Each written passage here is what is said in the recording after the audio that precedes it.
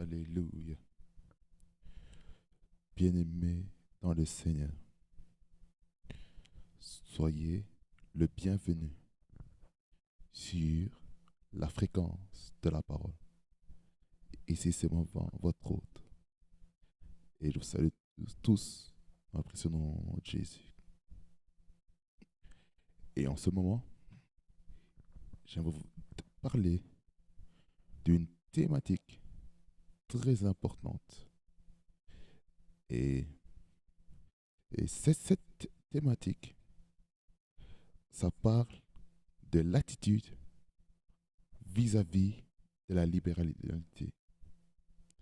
L'attitude dans les libéralités qu'on donne dans la mission de Dieu. Pourquoi je te cette thématique? Elle est très importante parce que ça nous permet de ne pas avoir des problèmes, pas avoir des lapsus autour de soi, afin de ne pas être blessé, afin de ne pas être meurtri. Pour cela, nous lirons 2 Corinthiens, chapitre 9, le verset 6 au verset 10. Voici ce que disent les Saintes Écritures. Les Saintes Écritures nous disent ceci. Sachez-le, celui qui sème peu, moissonnera peu. Et celui qui sème abondamment, moissonnera abondamment. Que chacun donne comme il l'a résolu en son cœur, sans tristesse ni contrainte, car Dieu aime celui qui donne avec joie. Et Dieu peut vous combler de toutes ses grâces, afin que, possédant toujours en toutes choses de quoi satisfaire à tous vos besoins, vous ayez encore en abondance pour toute bonne œuvre. Selon qu'il est écrit, il a fait des largesses, il a donné aux indigents. Sa justice subsiste à jamais.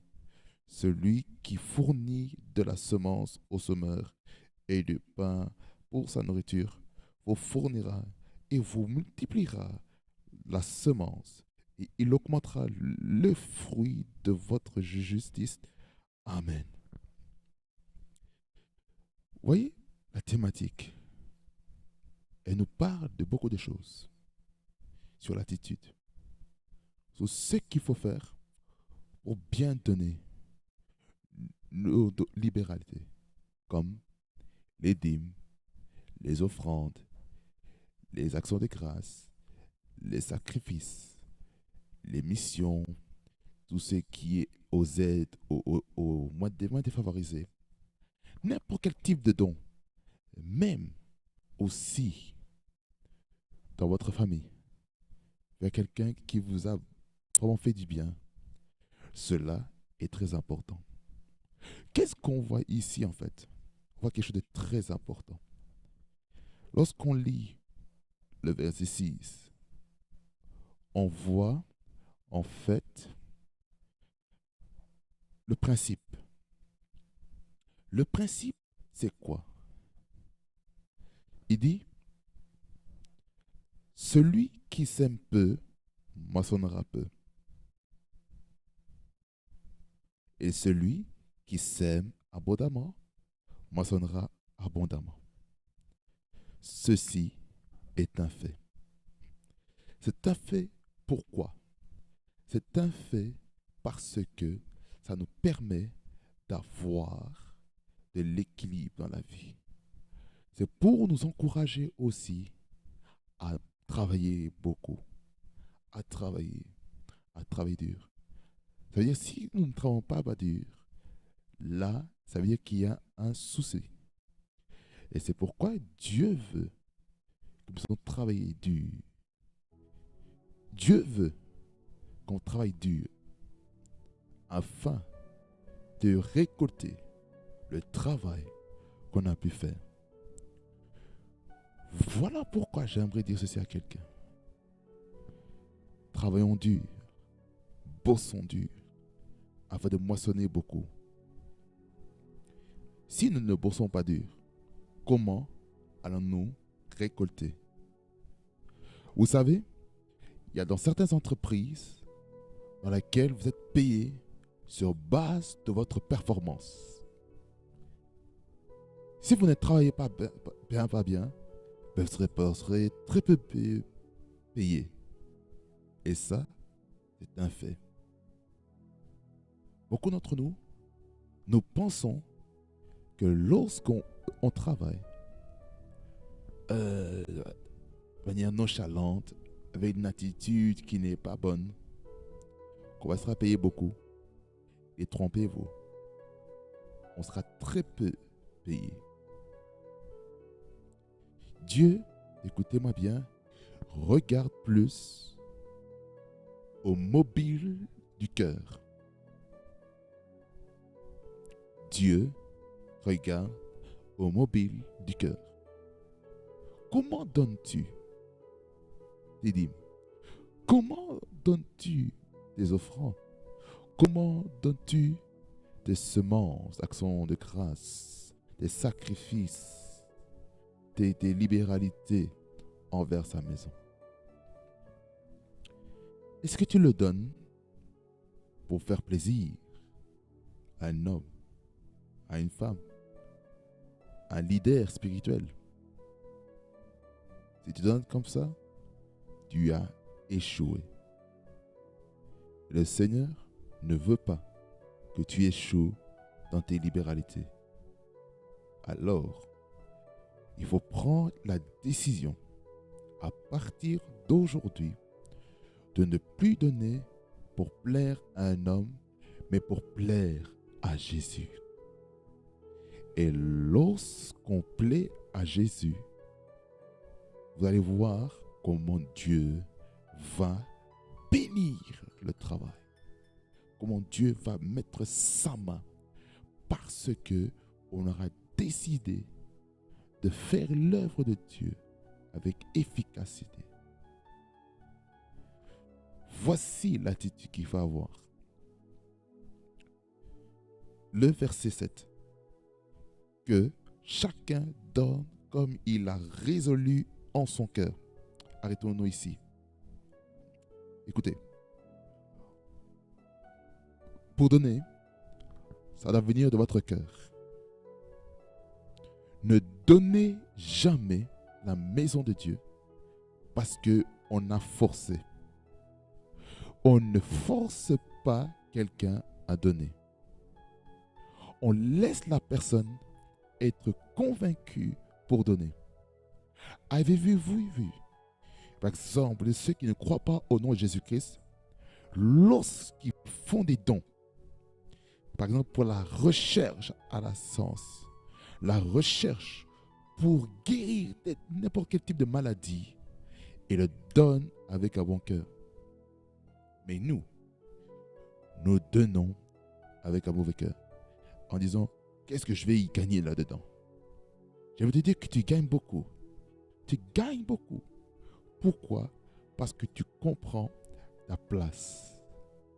Et tu sais que lorsque tu donnes, tu ne donnes pas pour plaire à quelqu'un, mais en réalité, tu donnes pour plaire à Jésus. Jésus-Christ veut qu'on donne dans sa maison avec un bon cœur. Et non avec un cœur qui se dit, oh non, quelle est ma récompense? Non, là tu sers mal. Tu as un mauvais motif. Tu as un mauvais motif pour donner. Il faut avoir un bon motif. Le motif dans le don est important. La deuxième attitude à avoir, dans le même verset, sans tristesse. Ça veut dire que lorsqu'on donne, il ne faut pas être triste. Il ne faut pas regretter ce que tu donnes. Ça veut dire par là quoi? Lorsqu'on dit ici, sans tristesse, ça veut dire que Dieu veut qu'on donne avec joie. C'est ce que Dieu veut, qu'on donne avec joie. Mais si on ne donne pas avec joie, là, c'est problématique. Et si on ne donne pas avec joie, comment serons-nous bénis? C'est ça la question qu'il faut se poser. Chacun d'entre nous doit se poser cette question. Si je donne, est-ce que mon cœur est bon? Vous savez, il y a aussi dans les évangiles, que ce soit Marc, Matthieu, Luc, Jean, on nous dit que si, pendant que tu veux offrir une offrande et que tu te souviens que tu as offensé ton frère, que tu as offensé ta sœur, mets ton offrande de côté et va résoudre cette affaire. La plupart d'entre nous, nous ne sommes pas bénis parce que nous avons des problèmes avec notre prochain. Et lorsqu'on a un problème avec son prochain, qu'est-ce qui se passe? Il se passe que cette semence-là, elle est polluée. Dieu ne veut pas des semences polluées, mais Dieu veut des semences qui sentent bon, comme un parfum de bonne odeur. Et c'est ça ce que Dieu attend de nous.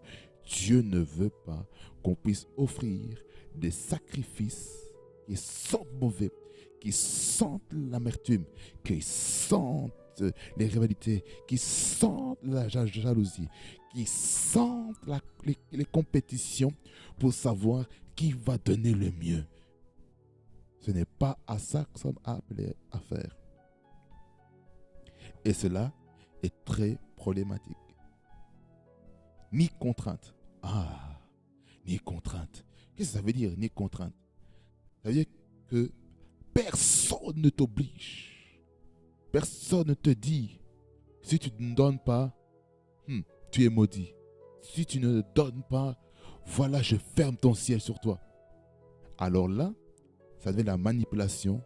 Là, ça devient maintenant une secte dans laquelle on dit, si vous ne donnez pas, vous n'êtes pas digne d'être appelé fils, d'être appelé fille du ministère. Non.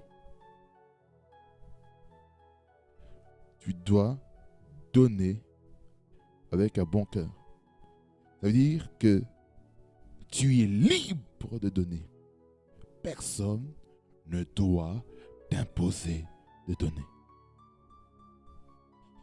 Et pour donner, il faut un enseignement sur ce sujet. Combien d'enseignements qui sont erronés et qui nous poussent à faire des bêtises au niveau des dons. Vous voyez? Ça, c'est problématique.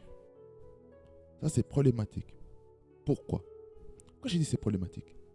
C'est problématique parce que, en faisant cela, nous ne sommes pas bénis. On va donner parce que quelqu'un a dit de donner. Je mets de l'emphase sur ça en ce moment. On ne donne pas pour montrer que dans cette assemblée locale, les gens donnent. Alors là, on n'a pas compris. On n'a pas compris notre rôle. Je répète, on n'a pas compris notre rôle dans les dons et les libéralités. C'est que nous devons donner avec votre bon cœur. Mais si nous ne donnons pas avec un bon cœur, comment Dieu va nous bénir? Impossible. Impossible. Vous savez pourquoi? À la fin du verset 7, il dit, car Dieu aime celui qui donne avec joie. Comment donnes-tu au Seigneur et tu n'as pas la joie? Ça, c'est un problème. Dieu ne veut pas qu'on donne dans sa maison avec les murmures, avec des contraintes. Je vais vous montrer rapidement 1 Corinthiens 10, et puis on retourne dans notre passage. 1 Corinthiens 10, il dit: ne murmurez point comme murmurèrent quelques-uns d'entre vous qui périrent par l'exterminateur. L'isoprokosha. Il faut une autre version.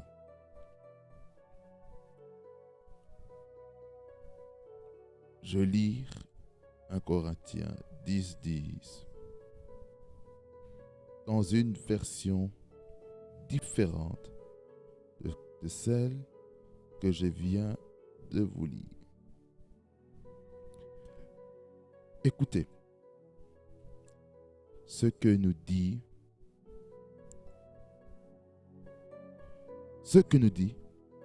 la version Bible du Sommeur. Il nous dit: ne vous plaignez pas, disons, ne vous plaignez pas de votre sort, comme certains d'entre eux qui tombèrent sous les coups de l'ange exterminateur. La version Bible en français courant, elle est très forte. Elle dit: enfin, ne vous plaignez pas, comme certains d'entre eux l'ont fait, et ils furent exterminés par l'ange de la mort. Vous voyez comment les murmures, les plaintes amènent la mort. Lorsque vous donnez avec les murmures, vous donnez avec un mauvais cœur. En fait, vous attirez la mort sur vous-même. Vous murmurez parce que vous vous donnez dans la maison de Dieu. Ça veut dire par là que vous êtes en train d'attirer la mort sur vos finances. Hélas, c'est ce que la plupart d'entre nous faisons. Le diable a reçu, il a réussi à amener la mort financière. Il y avait plusieurs. Pourquoi? Parce que nous avons murmuré.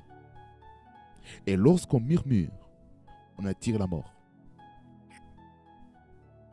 C'est triste à entendre, hein? Mais ça amène la mort. Alors, aujourd'hui, décidons de ne plus murmurer, mais de donner avec joie. Ça, c'est très dangereux, bien-aimé dans le Seigneur. C'est très dangereux. Et le verset 8, il dit: et Dieu peut vous combler de toutes ses grâces, afin que possédant toujours, en toutes choses, de quoi satisfaire à tous vos besoins, vous ayez encore en abondance pour toute bonne œuvre. Selon qu'il est écrit, il a fait des largesses, il a donné aux indigents, sa justice subsiste à jamais. Celui qui fournit de la semence au semeur et du pain pour sa nourriture vous fournira et vous multipliera la semence, et il augmentera les fruits de votre justice. Voyez, le Seigneur veut bénir ceux qui donnent avec joie. Mais pour les personnes qui ne savent pas donner, j'ai une bonne nouvelle pour vous. C'est quoi la bonne nouvelle? C'est que ce n'est pas trop tard et que même si vous n'avez pas de semence, j'ai ce verset pour vous, le verset 10. Celui qui fournit de la semence au semeur et du pain pour sa nourriture vous fournira et vous multipliera la semence et il augmentera les fruits de votre justice. Dieu veut vous donner de la semence. Alors, demandez au Seigneur de la semence. Dites, Seigneur, je veux tenir dans ta maison, mais je n'ai rien à te donner maintenant. Mais pour avoir de la semence, vous devez aussi demander au Seigneur, donne-moi un travail ou donne-moi une idée d'entreprendre afin que je puisse semer dans ta maison. Et lorsque vous faites cela, qu'est-ce qui va se passer? Il va se passer que le Seigneur va mettre dans vos mains ou dans votre pensée une idée. Peut-être cette idée-là, c'est créer une entreprise, une ONG, ou peut-être trouver n'importe quelque chose qui peut te ramener. Peut-être toi c'est l'anglais, peut-être toi c'est tout ce qui est les maths, tout ce qui est l'enseignement. Utilise l'enseignement comme il faut. Cela est très important. Il est très important d'utiliser les talents que nous avons afin de recevoir la semence, afin de bénir l'œuvre de Dieu. Cela est très important. Cela est très important de semer à sa maison. Le Seigneur veut bénir le travail de tes mains. C'est ça la volonté de Dieu. C'est de bénir le travail de nos mains. Il ne veut pas bénir cette main paresseuse, cette main qui n'a pas souffert. Ça ne veut pas bénir ceux qui n'ont pas transporté des poids à leur lieu de travail. Non, Dieu rémunère tout travail fait avec un bon cœur. Cela est très important. C'est fini le temps de la manne du ciel. Et ça, mon père me le disait souvent. Il me disait souvent, la manne du ciel ne tombera plus. Mais c'est à nous, maintenant, d'aller chercher le travail. C'est important. C'est important.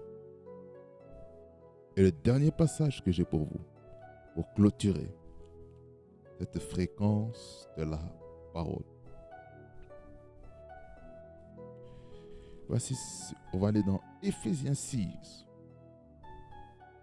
versets 5 et 6. Nous allons le lire ça très attentivement. Nous lisons, voici ce qu'il dit.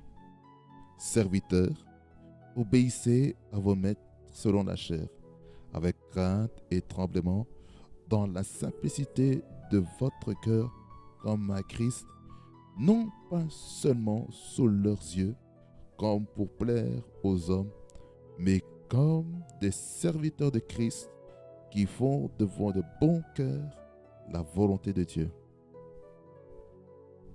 Vous voyez?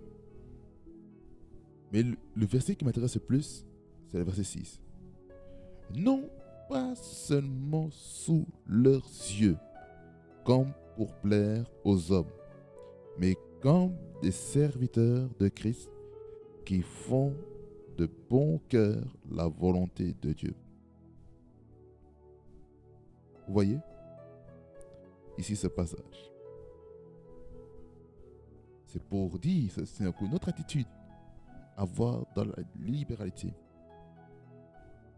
Ne fais rien pour avoir les faveurs. Je vais vous expliquer pourquoi. Il est écrit ceci. Verset 7 jusqu'à 9. Servez-les avec empressement comme servant le Seigneur et non les hommes. Nous devons comprendre que lorsque nous donnons dans la maison de Dieu, nous ne servons pas des hommes. Nous servons Dieu. Mais Dieu passe au travers des hommes. Nous ne servons pas l'homme, mais nous servons le Dieu qui est dans l'homme. C'est ça que nous devons comprendre. Sachant que chacun, soit esclave, soit libre, recevra du Seigneur selon ce qu'il aura fait de bien. Et vous, maîtres, regardez bien ce qu'il est écrit. Agissez de même à leur égard et abstenez-vous de menaces, sachant que leur maître et le vôtre est dans les cieux et que devant lui, il n'y a point de favoritisme. Ça veut dire ceci, c'est très explicite, que dans la maison de Dieu, il n'y a pas de favoritisme. Ne donne pas dans la maison de Dieu pour avoir le favoritisme, les acclamations des hommes, les acclamations des leaders, les acclamations des responsables, les acclamations de ton pasteur, du berger de la maison que Dieu a établi sur ta vie.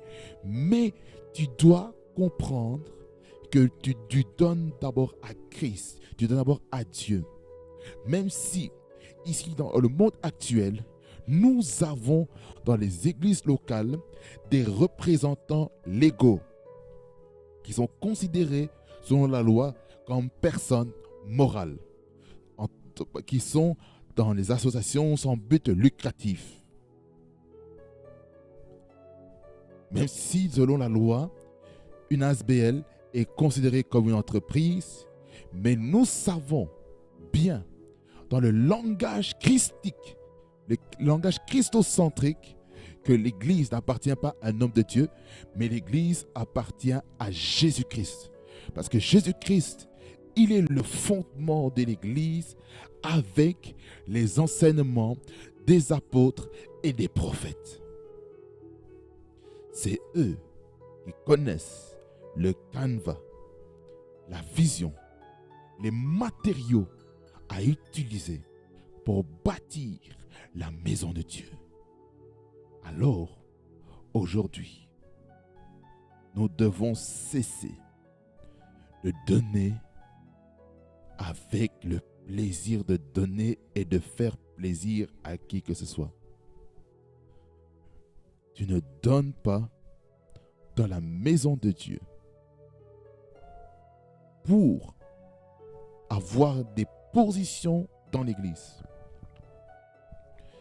Tu ne donnes pas dans la maison de Dieu pour que on puisse dire: oh, cette personne a fait ceci, a fait cela. En fait, on n'a pas besoin de savoir tout ça. La seule chose qu'on a besoin, c'est de savoir que Dieu veut qu'on puisse donner avec un bon cœur. Je clôture ici en disant ceci. Donnons avec un bon cœur et vous verrez ce que Dieu va faire avec vous. Que le Seigneur vous bénisse et qu'il vous fasse beaucoup de bien. Amen, amen, amen. Nous allons prier. Nous allons prier. Pourquoi nous allons prier? Nous allons prier pour que le Seigneur nous aide en ce jour de ne pas faire les choses pour plaire aux hommes, mais faire des choses qui plaisent à Dieu, donner comme Dieu aimerait se donner. C'est ça ce que Dieu veut. Et pour ça, si que tu te retrouves dans ces choses, nous allons prier. Nous allons prier maintenant. Père éternel, merci pour ta parole qui est venue. Merci de la sanctifier, de la bénir. Et je prie que chaque personne puisse donner avec un cœur joyeux, avec un cœur bien disposé, afin que la bénédiction puisse rester et demeurer dans la vie de celui qui donne avec joie. Seigneur, bannis cet esprit qui veut qu'on puisse donner pour plaire aux hommes. Qu'on puisse, Seigneur, te donner avec un bon cœur. Avec tout type de dons. Les dîmes, les offrandes, les actions de grâce, les sacrifices, les libéralités pour les nécessiteux, pour les membres de famille. Que ça se fasse avec un bon cœur. Au nom de Jésus. Merci Seigneur de briser cet esprit-là qui veut qu'on puisse donner par obligation. Si quelqu'un a donné avec obligation, là je prie que tu brises la peur contre ces principes, ces enseignements qui ne sont pas bibliques. Au nom de Jésus. Que les dons soient faits par révélation et avec un bon cœur au nom de Jésus-Christ. Sois loué, sois béni, sois exalté au nom de Jésus. Amen. Amen. Amen. Bien-aimé Seigneur, que ça vous bénisse abondamment et qu'il vous fasse beaucoup du bien. Comme vous avez pu le voir, le Seigneur attend de nous beaucoup de choses. Parce que le Seigneur veut bénir. Il veut bénir. Et pour cela, il attend de nous qu'on puisse donner les dîmes et les offrandes avec sincérité de cœur et avec une bonne prédisposition, avec un bon motif, afin d'être béni. Soyez bénis au nom de Jésus. Nous sommes à la fin de notre programme. Au nom de Jésus. Amen. Restez branchés sur nos antennes. Au nom de Jésus. Shalom à vous, bien-aimés dans le Seigneur. Merci d'avoir regardé cette vidéo. J'espère que cette vidéo vous a fortement béni et richement béni. Je l'espère. Si c'est le cas, veuillez partager, veuillez liker, veuillez commenter cette vidéo. Veuillez aussi vous abonner à cette chaîne en activant la cloche de notification afin d'avoir toutes les nouveautés par rapport à notre chaîne. Vous serez profondément bénis. Et aussi, abonnez-vous aussi sur nos plateformes de réseaux sociaux afin d'être profondément bénis. Que ça vous bénisse abondamment et qu'il fasse beaucoup de bien. Prophétisons qui fréquencie la fréquence que vous avez pris du trône de Dieu. Be blessed in Jesus' name. Parce que le meilleur est à venir. Be blessed.